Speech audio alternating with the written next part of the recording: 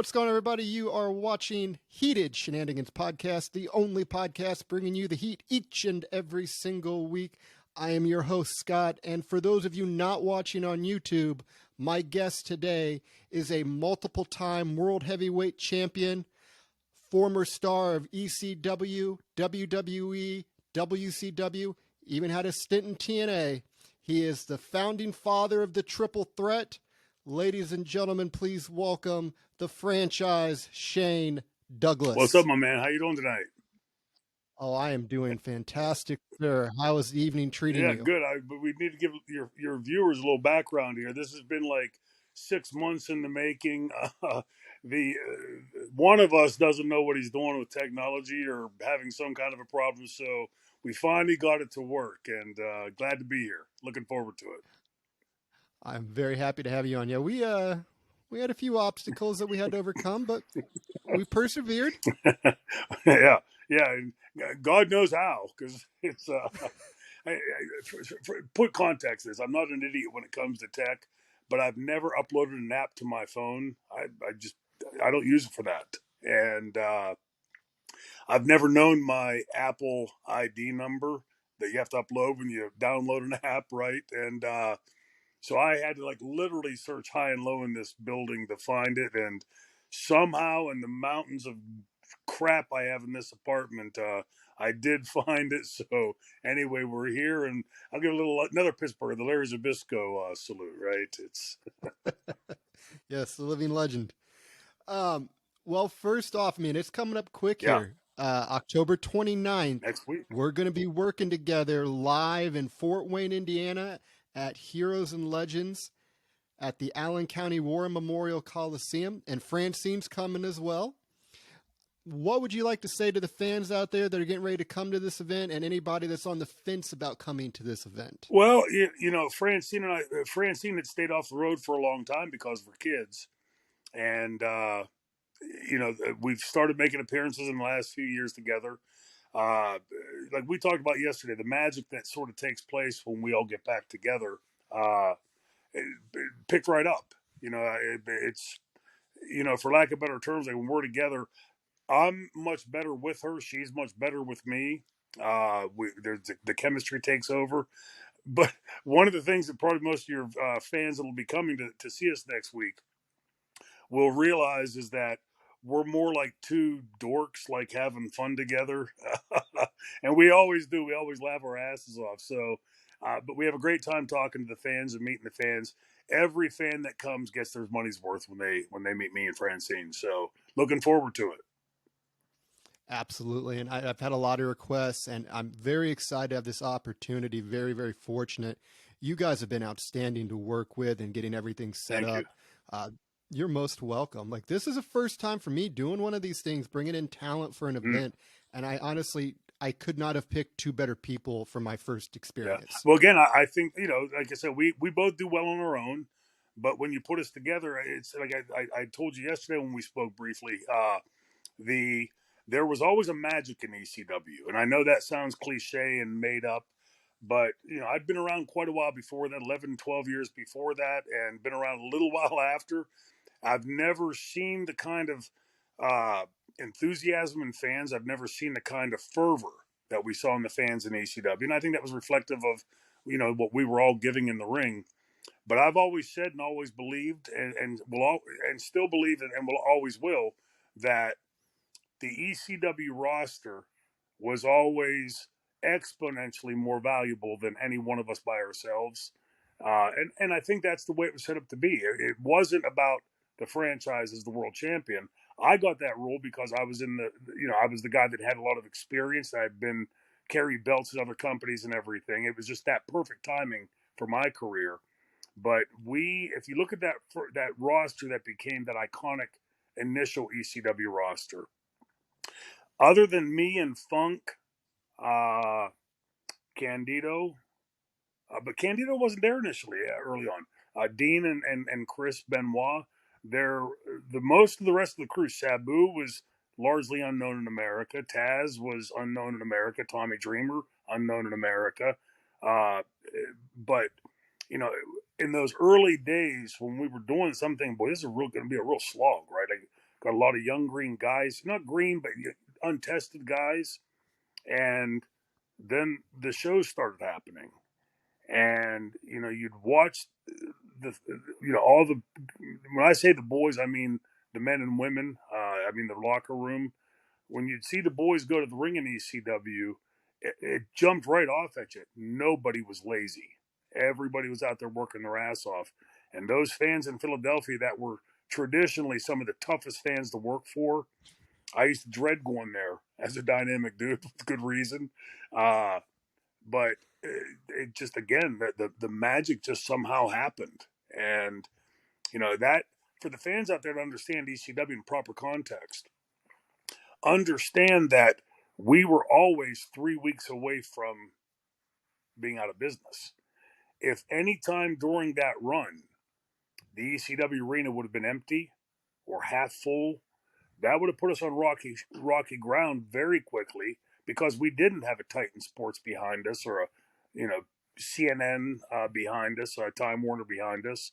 We were betrothed to them, and I think that's part of the reason why everybody worked so hard. Plus, I don't think the guys had yet, because they were young and untested, most of them, they hadn't been indoctrinated with that wrestling business bullshit of, hey, the building's half full, let's take it easy and not take any bumps tonight.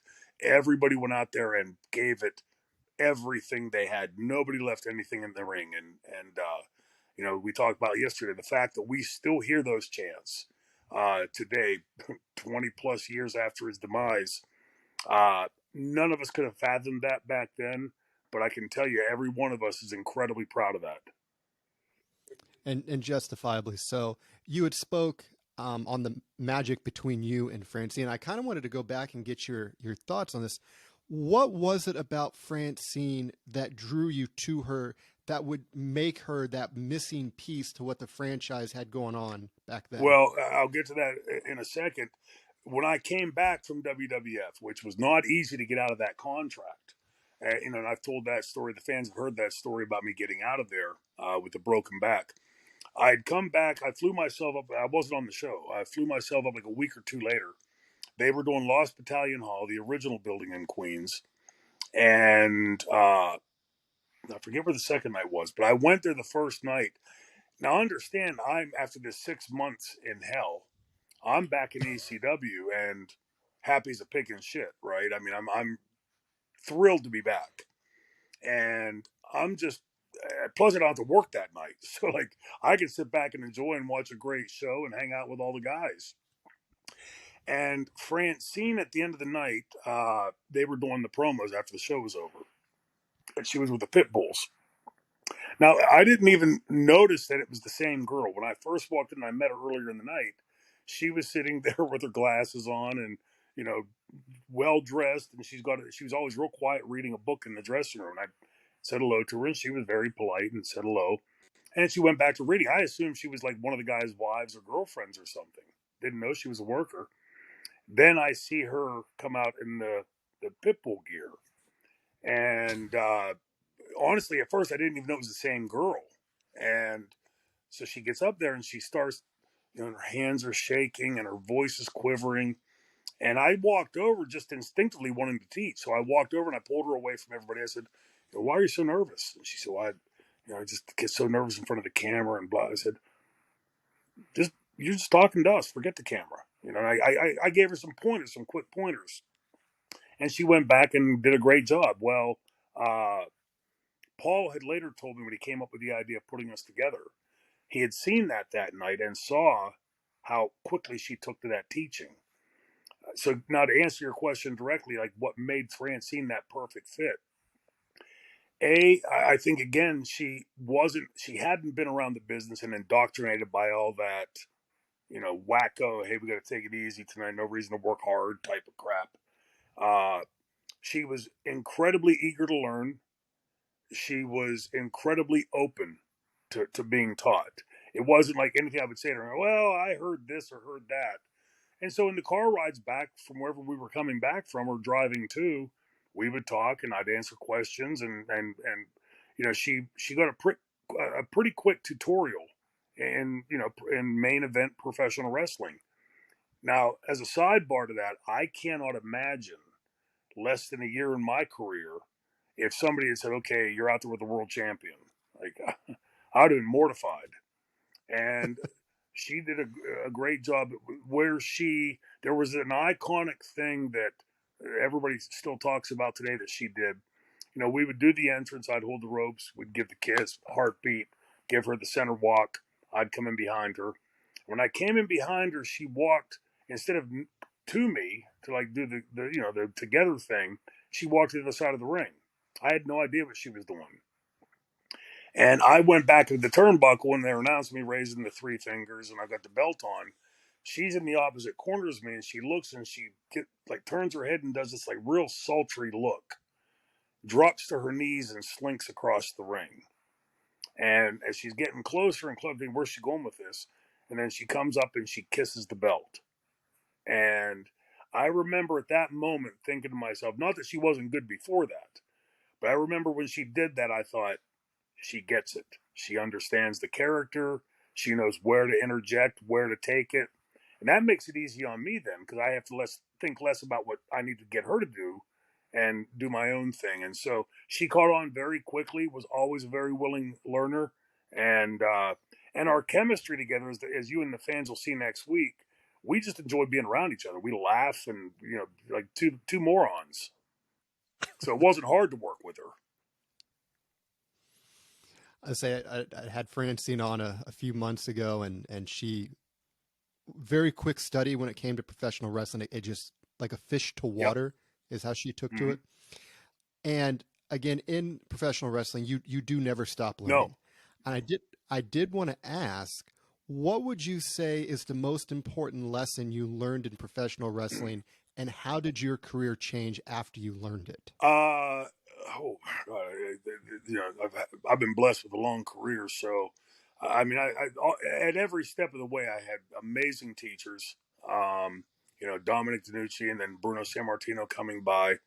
Went on the road, got my break with under Bill Watts with Eddie Gilbert and that whole UWF locker room.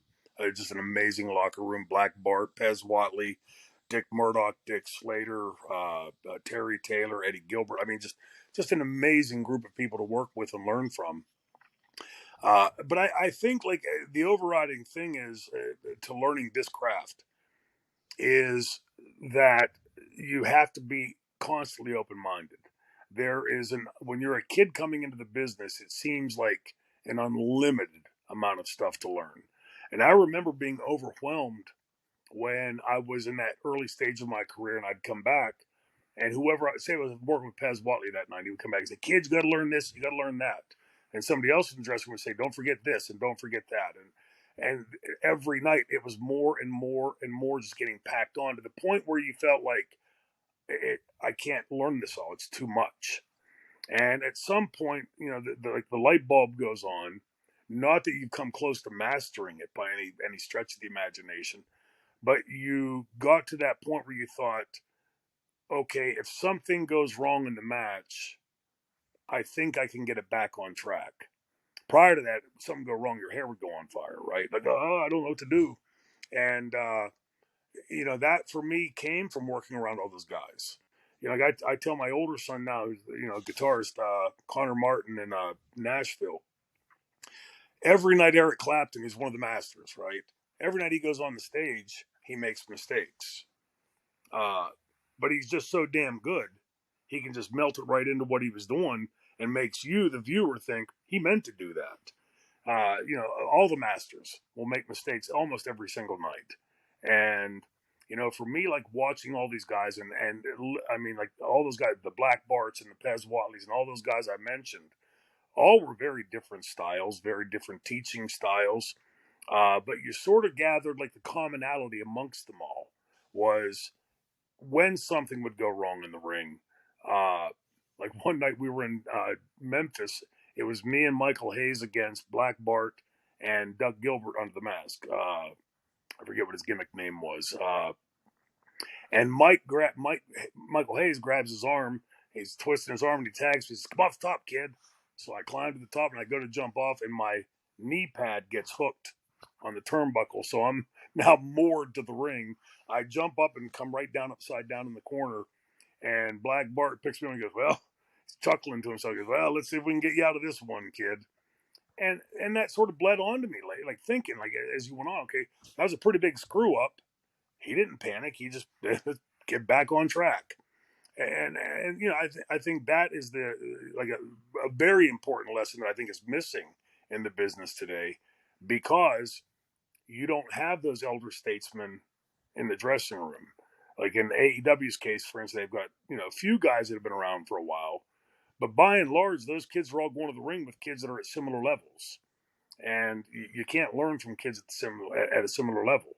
Uh, the For me, as far as like if you say like the one ingredient, like what was that one thing that put you over the top, I would have to say it was being Ricky the Dragon Steamboat's partner. Ricky, I'm sure you and your fans have heard this. He's a genuine master at what we do. A pleasure to watch him work. A bigger pleasure to work with him and learn from him. But I would watch him go to the ring and be selfless. I was very much the junior partner in that team, which would when they first put us together. Okay, well, I'll sell every night and give Ricky the tag, and great, well, easy. At the time, I hated doing comebacks.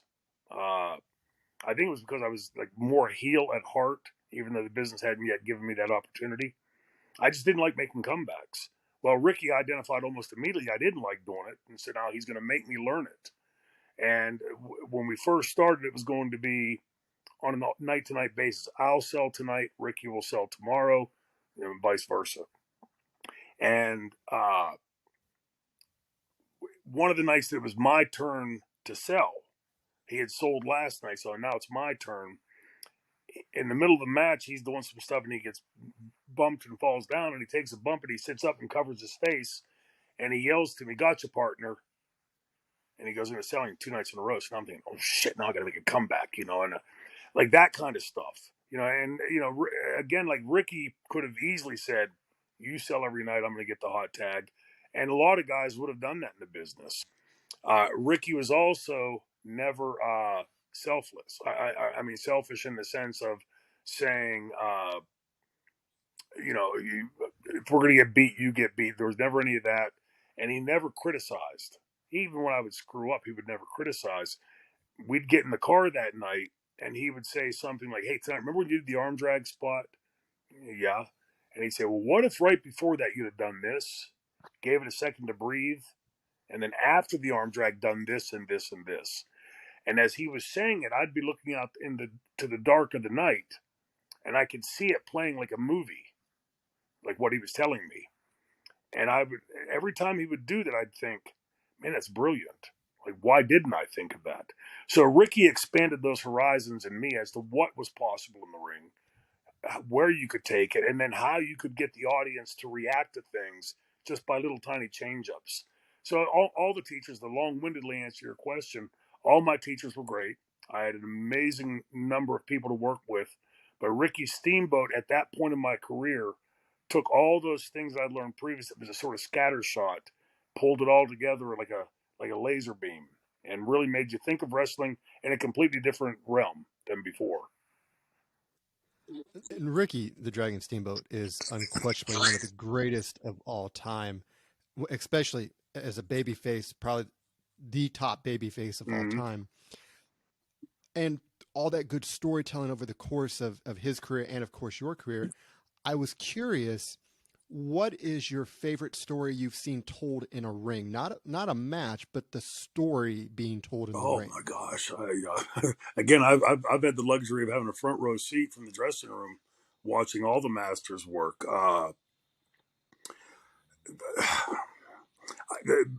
By saying this, I'm doing no slight to anybody else I've ever mentioned. Uh, just as you asked the question, it pops to my head. Um, Bruno Sammartino coming off the broken neck, uh, which was incredibly serious. I mean, that wasn't a work wrestling broken neck. That was a very, very serious break that could have either killed him or paralyzed him. After he was ready to come back, excuse me, I forget how much longer it was, but it was a long while. It wasn't like a month or anything. It was a long while later. during that time, the WWF then, had done an amazing job of putting heat on Stan Hansen. Stan was a kid when he broke Bruno's neck. So imagine you go to the ring and you pick up, the main guy in the business and drop him wrong and break his neck.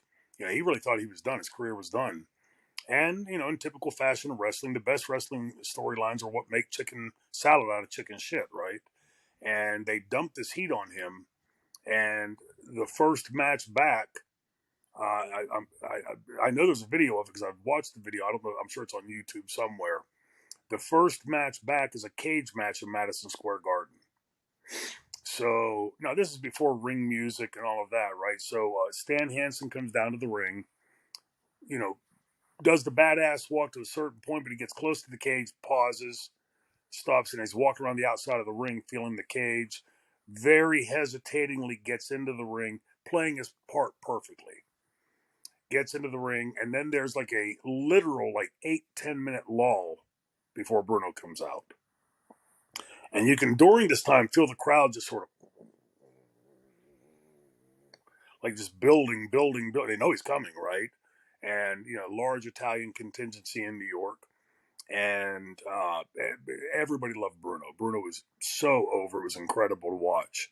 But during that time, Vince McMahon, who, everybody knows my feelings on him as a businessman, but as an announcer, he was amazing. Very, very, very amazing as an announcer. And, he's trying to fill this time up.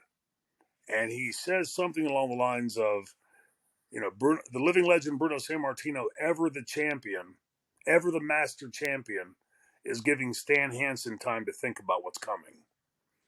And it was just a brilliant, brilliant comment to fill that time up, because everybody knew the neck was legitimately broke, and they're waiting to see Bruno get his comeuppance. And he was adored in New York City, everywhere he went, but New York really loved him. He finally comes out again, no music and no pyro and all the fancy stuff we see today. And the eruption of that crowd is, as a performer, I think, wow, just amazing to watch. They get into the ring. Now, cage matches, really as far as the match goes, are pretty mundane. And they don't do anything spectacular, but everything they do in that ring is perfect. It's almost like it's choreographed, which they didn't do back then, I assure you. And just watching it, I always tell the kids in the business today, that are so prone to wanting to jump around and do backflips and everything else, watch that, because you can then see what the possibilities are of really doing nothing and pop the crowd like that. It's just being able to figure out how to pull those things together and what's important, what's unimportant. Even if Bruno could have done a backflip, which he never did, I assure you. If he would have done a backflip in the middle of that match in the center of the cage, I think the fans would have went, I don't know, where'd that come from? Why did he do that? But again, in the mundanities of a cage match, that was about as perfect as it could get. And Hardy Race had amazing matches that I could go on about. Steamboat had Flair had matches that I used to go gaga over. But as far as telling a story, because of everything that was there with that, that was master storytelling. That's a hell of a story too, especially just letting it build and just culminate to the natural organic reaction long before the internet spoiling stuff and giving people preconceived notions of matches. I did want to touch upon, back with your time in WCW, you were a part of the New Blood, which was a faction that I thought had a lot of potential to help save WCW at that point, because there were so many young guys in that got the opportunity to work with the main eventers and to pass the torch at that moment, because WCW was starting to go downhill quickly. What thoughts and memories do you have from the New Blood faction in WCW, and how big of a missed opportunity was it that WCW didn't really capitalize. It was huge. It was monstrous, and I think you can draw the line to WCW's demise starting there. That was where the downturn started. They had just come off of the what was it, 88 week or 98 week run where they beat Vince, and they were doing it pretty handily, you know. And I think a smugness set in, like, you know, we got him. He can't compete. We got the bigger names. We, you know, and you know, in wrestling, like in any big entertainment sport, you're only as good as your last performance. So you could win the Super Bowl last year and come back today and lose and lose and lose. So, you know, like point taken about ECW, everybody always working hard. And I really do think that the hubris of it, right, was that, you know, they knew they had it and didn't even. And a lot of those weeks when they were winning, if you go back and watch those shows, they weren't really very great shows. It was just they were like the new flavor of the day. But once they had started losing and uh, you know, started bringing it in, I can't speak for the other guys, but I know that was how it was portended to me. There's going to be a passing of the torch, and but in doing that, it's not going to be like today you guys are here, tomorrow there. It was going to be this long, drawn out building story of each one of us having to finally confront these iconic names of the business. And you know, the new blood, Vampiro, Marcus Bagwell, Chris Benoit, Dean Malenko, me, Perry Saturn. I know I'm missing some guys, but there were a lot of really talented guys in there. And at that point of most of our careers, we had been at the bottom of the rung and coming up and coming up and coming up and getting to work with these guys. That list of talent was fairly accomplished and ready for that next step. And I thought it was brilliant in making us have to really fight for it. It wasn't just we were coming today and beat them all and be done with it. Now we're the top guys. That there would be this transition of that story. Because, you know, first of all, those guys were all iconic. They were all gigantic names. And to just lickety split it and boom, you guys are down and they're up now, I think would have cheapened it and would have turned some of their fans off. So I thought the whole way it was laid out to me as being this, you know, sort of like the, you know, the 12 tasks for Hercules, right? It's going to be this thing where, you know, these young guys coming in, we had all of our own followings and everything that we're going to have to work for it. And so that when we finally get it, it would legitimize us, do nothing to hurt them. And almost immediately, there was a very palpable sense of the politics being played. The night that I debuted, I had gone down after I signed the contract. I had taken my ex-wife on a couple-week cruise because I know it's going to be pretty tied up for the next 3 years. And we, you know, of course, we came off the boat in Miami, and they were in. I think it was Saturday we got back in. I think Monday they were in Jacksonville. So I said to my ex-wife, you know, let's just hang out in Florida for a few days, and I'll show up in Jacksonville on my dime and let them know I'm ready to go. I'm excited to come back and, you know, just start, you know, build the bridges. But I also knew that the impetus to my contract was that Eric Bischoff, his exact words, I want to be the one that brings you and Flair to television. Well, there was a lot of legit heat between me and Flair. And, you know, that's where the politics become a cancer in the business. Uh, you know, again, and I don't want to take this gratuitous, like, pat on the back for ECW, but there were a lot of us that didn't quite get along in the back, and that never reared its head in the ring, ever. I never saw it. Never had it happen to me. Never did it to anybody. So when we walked in, I've always talked about in my time coming up in the business, the three guys in the business, there's an X factor that very few talent have. And you can't teach it to anybody. They either have it or they don't have it.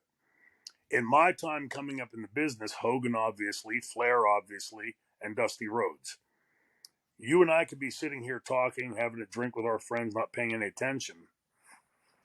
and one of them walk in 25 yards away, and we all stop talking and go,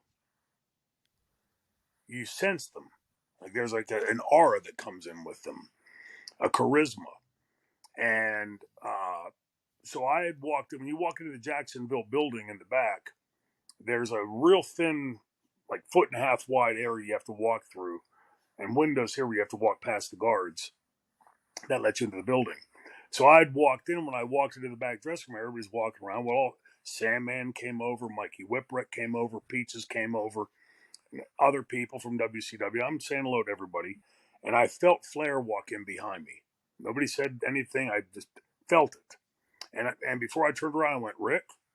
And sure enough, he was standing right behind me. And I said, and we shook hands. And I said, I think you and I should talk, don't you? And he said, yeah, yeah. And he looked around. Everybody in the backstage area stopped and are looking at us because they know the heat. And Rick said, yeah, yeah, give me like 15, 20 minutes to settle in and, come see me. So I went down to catering, and I intentionally took like 45 minutes. I just wanted to give him time to get settled in and give him time to think about it. But I also wanted to tell him, why I said the things that I did. And so I went up and I knocked on the door, and he said, come in. And I walked into his room, and I could still see him standing. He had a pair of under tights, one boot laced. He was lacing the other boot and a t-shirt on. And he jumps up holding the strings of the second boot, and he puts his hand on. He goes, I just want to start by saying I'm sorry. And I chuckled. I said, I don't accept that, Rick. I said, because I know you're not serious about it. I said, but I won't apologize either because you would know I wasn't being serious. And then I said to him my exact words, but that's what can make this angle work. I fervently believe that me and Rick, because of the legit heat that was between us, the fans were aware of, that if we could somehow put those politics aside, he's an amazing performer. I was pretty hot in the business at the time, and I thought we can really start to help shift this tide back to WCW. And I told him why I said what I said, and he said some things, and we talked for a little bit. And I said, so I grabbed his hand to shake his hand. I said, are you man enough to uphold your end of this angle? And he went like this, yes, sir. Yes, I am. And he went to walk away. I wouldn't let go of his hand. And I pulled him into me. I said, I'm going to hold you to that. And I left, fully expecting that we're going to, go into this amazing angle. I later learned from several people in the office that very night he started politicking. I don't think he's ready and all this kind of stuff. So, look, at that point, it was still very much Ric Flair and the franchise. I told the office, Eric and Vince, you need time to build me to get me up a little bit, get me hotter. Because right now, half the audience is like, holy shit, the franchise is here. And the other half was like, who's this? So we had to take time to get to it. And by time we got to it and we had the match in Kemper Arena, if you remember, he had his son involved. I think Sting was involved, and I think Russo came down. There were a whole bunch of people coming into the match, and it completely killed it, chopped it off the legs. And so the fans didn't get the satisfaction out of the angle they wanted. The company didn't get what it needed out of it, elevating me and, beginning to pass the torch. And so the company that was paying all of us a boatload of money, more than anybody, got screwed. And, and I'd have to say it's because it's politicking. Wasn't that around the time that they put the belt on Flair? Because I know he'd beat Jarrett on Nitro. Was that to further get him out of the angle with you? Boy, I don't remember I don't think he had the belt when I wrestled him. I'm pretty sure he didn't have the belt. I want to say that did come later. But yeah, there was a lot of that going on. And also right prior to that, a month or two, maybe, if I have it correct in my head, was the whole Bash at the Beach thing, which was debacle city. It was very evident that night that the Millionaires Club was not going to just go passively into the night. And as you can expect, that camps very quickly broke out. Like you're on this side, you're on their side. And it just furthered bad blood. There was a lot of tenseness in the dressing room after that night especially, but after that. And if you remember that night, that's when Jeff went Booker. out and just did the lay down thing and let Hogan beat him. Uh, and I thought there was a lot of poignancy to that, because I think the fans at home watching were like, okay, we get it. And I just thought it showed, look, I get along fine with Hogan. No, I never had any issue with him. But I just thought that was just like for somebody who'd had the entire industry lay down for him, And right? And I'm not taking anything away from him either. But he has some amazing people, lots and lots of them, work to get him over and lay down for him and everything else. I was always embarrassed for the people that refused to do that. I mean, to be clear, I'm very, very keenly knowledgeable what business I'm in. If I beat you tonight, I didn't really beat you, and if you beat me, you didn't really beat me. Uh, and I just always thought to myself, like, how small minded, right? I mean, it's odd, but yeah, I mean, you can see at that point, and that point, you could again start to see like where this whole thing, the wheels were coming off after that. there was I can't believe there was an interview that you had done with another podcast where you had brought up Ric Flair was originally going to go to ECW during the time of his fallout with Eric Bischoff.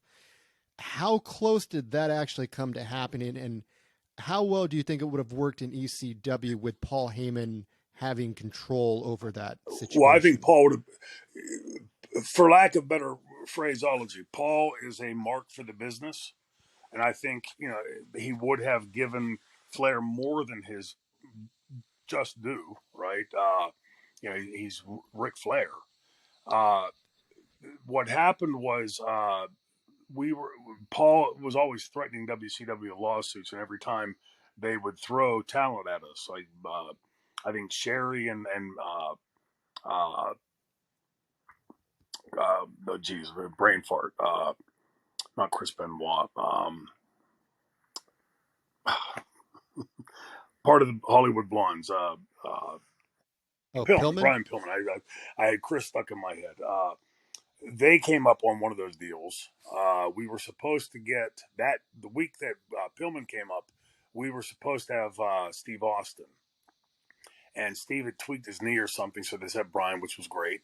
And on this particular weekend, Double A came, Arn Anderson, and when he got there, he walked in, and it was sort of strange. He said, "Franchise, I need you." And I walked over, and I followed him, and he went to Paul, and we went into the office. And he very hesitatingly broached the subject. It was like walking on eggshells. And he said, what was the first thing he said? He said, he pitched the idea to Paul, talking about Rick's problems with Bischoff. And he said, he pitched the idea and he said, Rick wants to know if he can trust Shane. And Paul said to him in no uncertain terms, he said, tell Rick I assure him, Shane is a pro. And I knew that like Marty was a little bit, because he's an outsider, looking at this, at the heat between me and Rick. And I said, I knew there was no way we could pay him in one show what he would want, what he would need and, deserve to bring that to TV. So I pitched, just off the top of my head, I said, let's do 3 shows. First show, to show Rick that he can trust me, we'll do in Charlotte. And we'll do 55 minutes. I'll do the favor. We'll go to Pittsburgh. Second match. 50 plus minutes. He does the favor. Now he's up. I'm up. We need a rubber match. We do the rubber match in Philadelphia at the Spectrum. He takes 10% of the gate and the pay-per-view. And, Marty seemed pretty excited about that. Over the next couple of weeks, it was all out of my hands. That was the extent that I knew. And during that time, I remember Paul saying, like, we're going back and forth. We're close, that kind of thing. And then all of a sudden, WCW announced on one of their TVs that they had re-signed Flair. My guess in hindsight is that Flair used that as leverage. Hey, look, we can go here and do this and get ECW over even more. And it probably worked. Listen, that definitely would have been a hell of a turning point, especially in the Monday Night Wars, losing Flair to ECW. And it would have been a hell of a boon for you guys to get him in there. And the rub that he could have given to the locker room. Yep. Speaking of rubs, you were a part of another faction in WCW, the Revolution, with Chris Benoit, Perry Saturn, Dean Malenko. And it sort of felt like it just ended abruptly, just out of nowhere. We're done. What were some scrapped plans for the Revolution? Because there was so much meat on the bone to be had from that faction. Yeah, I think they got ahead of their skis on that. First of all, me and Chris and Dean and Perry obviously were great friends. We loved traveling together, loved working together.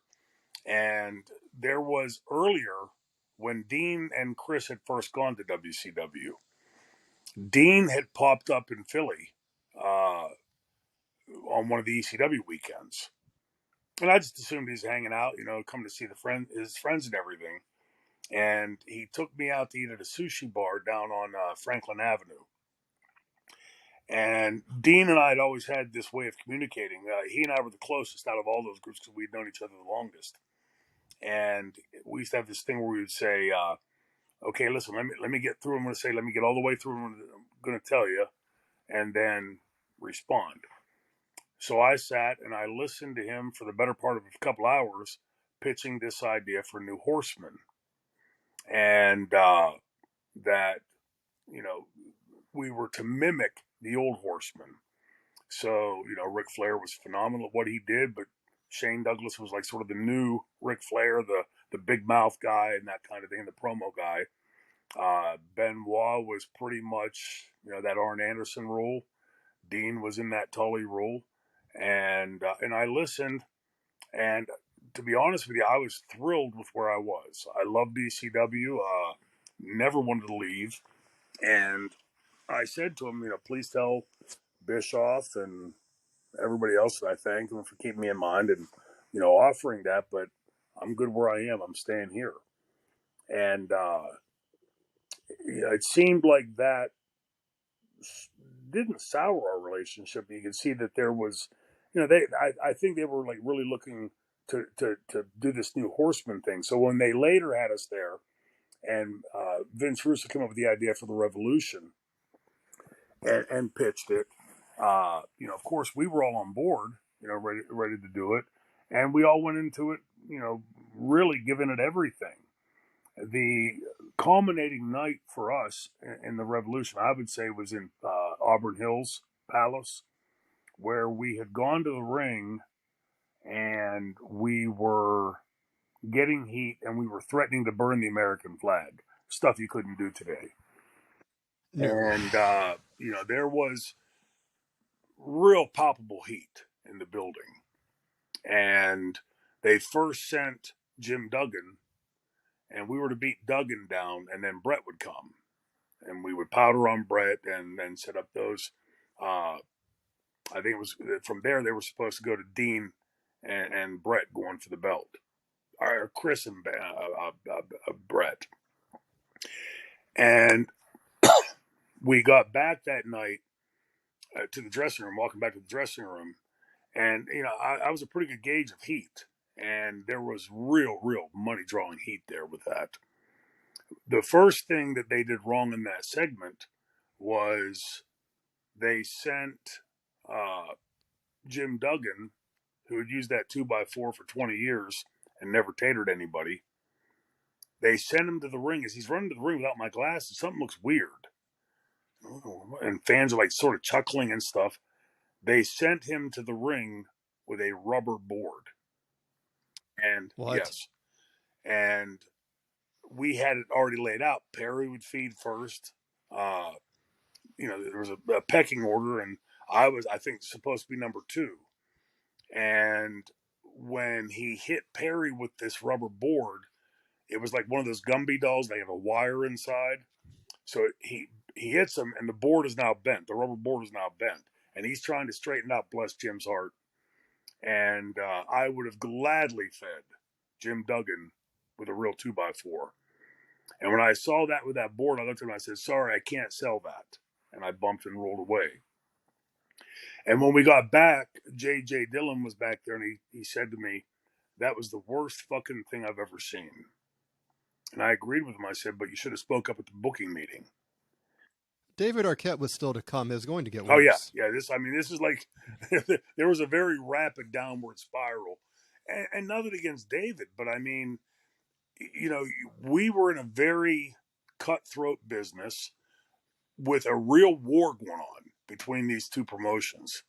They had McMahon on the ropes, literally, very, very close to have to declare bankruptcy, and they acquiesced. I mean, they blinked, and with all the talent, you go back and look at that talent in that dressing room, both the Millionaires Club and the New Blood, and all the other young guys we had there.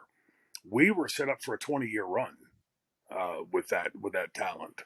And WCW, in typical fashion, fucked up a gimme, an underhanded pitch. And again, in my estimation, that started when the Millionaires Club started with the knuckle dragging and the feet dragging and the politicking. And the one thing, and I'll just say this as a sidebar, and I'll end with that.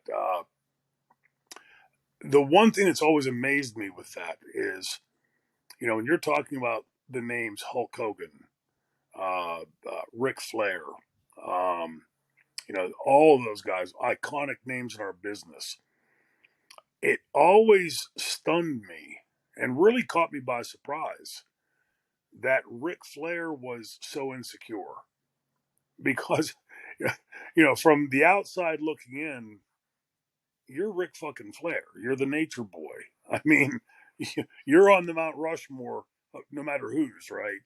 And thinking like that he was so insecure that he was afraid of, apparently, of one of us stealing his spot. The business is the business, and we've seen, especially with Rick's career, where Shawn Michaels has gone over and different people gone over on him. You still hear about Ric Flair, right? 20 years later. Uh, to me, Rick right now should be the elder statesman of our industry. And instead of being this guy that wants to get in the ring and do it one more time, and these things that sort of like in Rocky Marciano's not Rocky Marciano, Joe Louis's career. An amazing boxer, undefeatable by most accounts. And you see him go back into the ring well past his prime and get knocked through the ropes.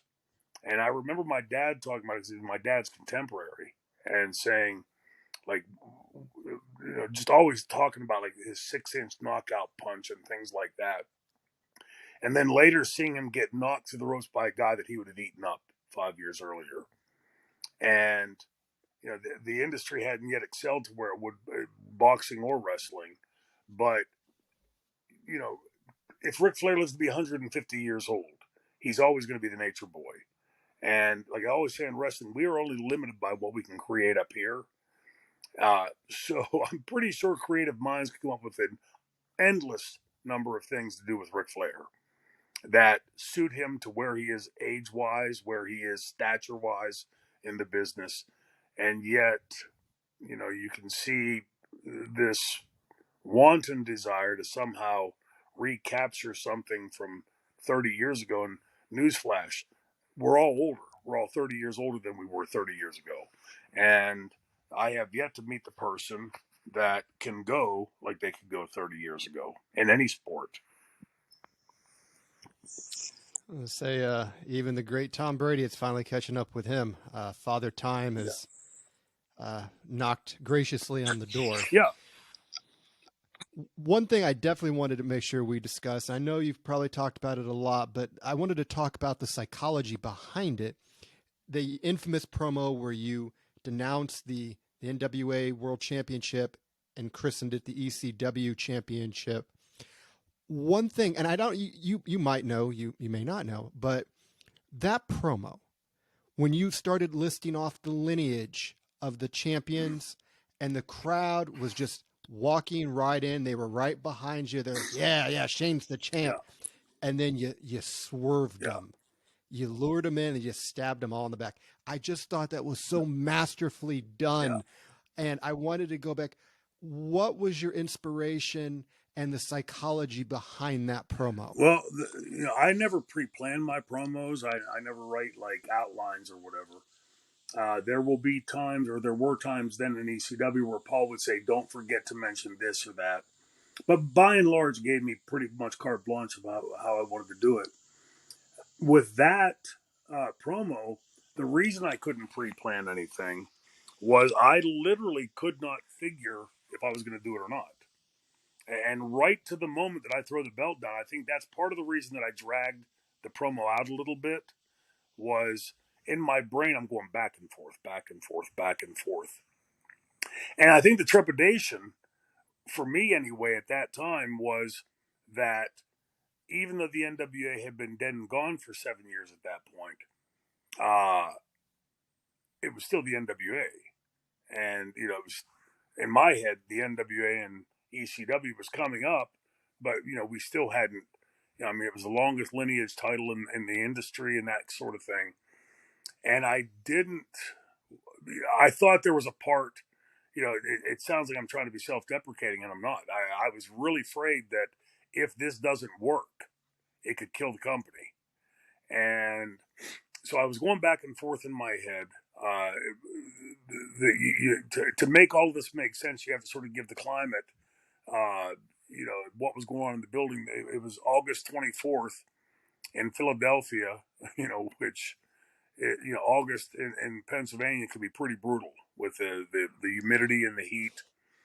In the arena, it was well over 110 degrees, 114 degrees, I think, and just dog snot humid.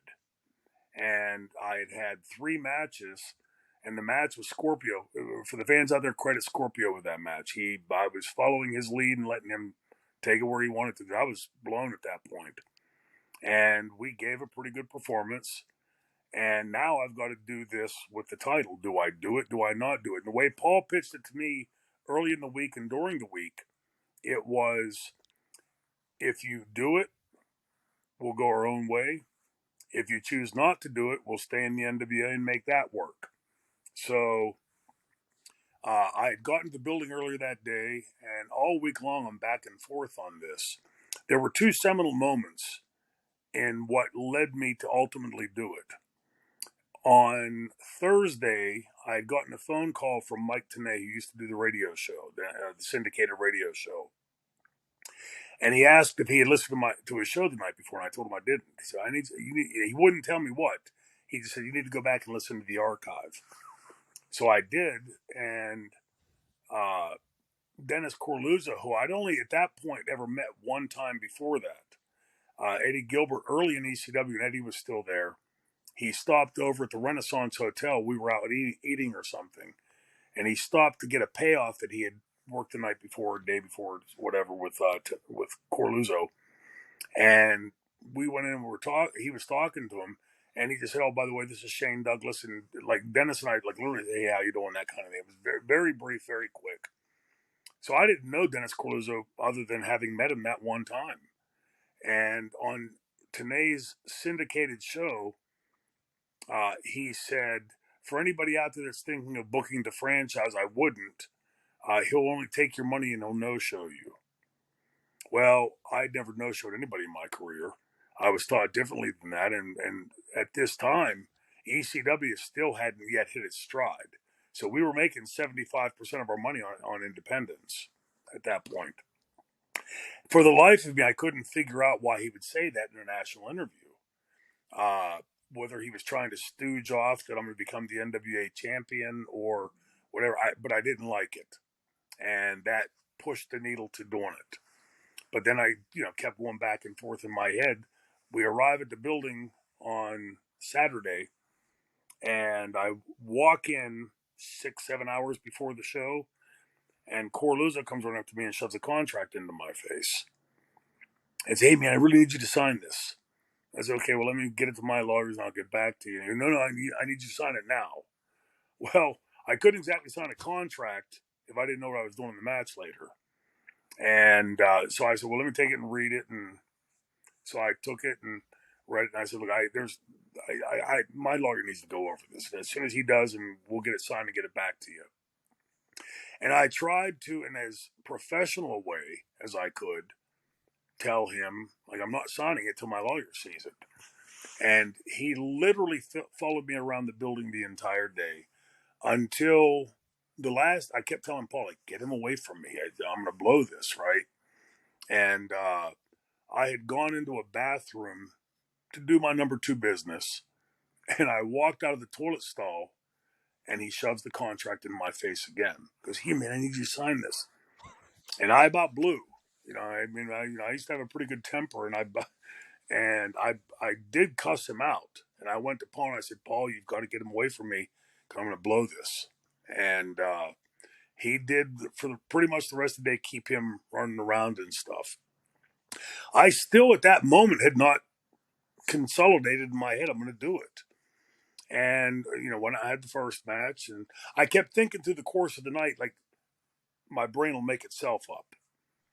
And we get done with the Scorpio match, and I still couldn't do it. And that's why the only thing I had gone to the ring telling myself was to mention the names of the guys that I respected. And I didn't want any of them to think that we were in any way trying to shit on their legacy, because it wasn't that. And so as I start the promo, and I start with, "Here we go, Dad," the reason I said that, and it was the only time it's ever happened in my entire career. My dad had died about a year before that, almost to the day, August 23rd of 93. And my dad, when I was growing up, had no idea my dad loved wrestling and never talked about it until he got cable. And that night he was home from work, which was rare. He worked on the railroad. And he said, "Hey, wrestling's on tonight at midnight. You want to watch it?"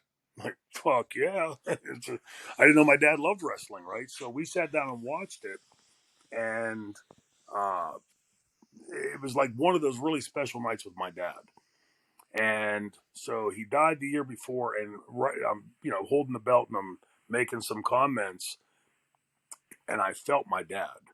Never ever had that feeling before, and I distinctly said, "Here we go, Dad." Like, and the reason I said that was my dad was a World War II vet, always trying to instill, manners and ethics and morals into me. And he used to always tell me as a kid, and honest to God, I had no clue what he was talking about. He used to always say, he said, "Always remember, son, you can walk with your feet on the ground like everybody else, or you can soar with the eagles." And I'd go, "Okay, Dad," whatever that means, right? When I said, "Here we go, Dad," that was the first time in my life I got it. I understood what he was trying to teach me. And now I got to lay the promo out. And there was no time on the promo. I could take 50 minutes all I wanted, which I wouldn't do, but it certainly wasn't going to be a 30-second promo, right? It had to be the right promo to hit the right points. And so I start going through the litany of these guys, or tried to anyway, that I wanted to mention. The problem was I was so blown sky high at that point, I went completely blank. I mentioned the first name or two or three, and like I did with Pillman earlier, blank. And the audience, it almost looks like this whole thing was planned out, like it was scripted or something, because the audience now, in singular voices, start throwing names in. And I started agreeing, and Harley Race, and Dusty, and the Fat Man Dusty Rhodes, and and we're going through this, and I'm drawing it out because I can't. My mind at that moment still had not been made, and what finally convinced me, on top of me understanding for the first time this comment from my dad about soaring with the Eagles, and for the first time in the arena, I turn and I look over to Bob Ortiz, our announcer. and Dennis Corluzzo was sitting right next to him, and I didn't know that. So I looked over, just moving around the ring in a natural fashion. I saw his look. He's looking at me like he doesn't know where this is going, and that's when boom, and they can all kiss my ass and through the belt. The the reaction of the audience threw me at first because there's this moment where they go like, what? And it falls sort of flat for just a second, and then I go on with the rest of it, announcing that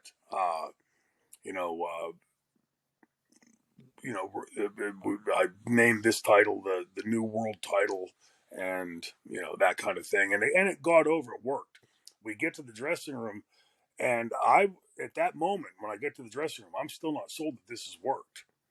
And Paul's like, "Oh, it was amazing," and everybody's coming up and saying things. I'm like, "I don't think so, guys. Like this, I didn't."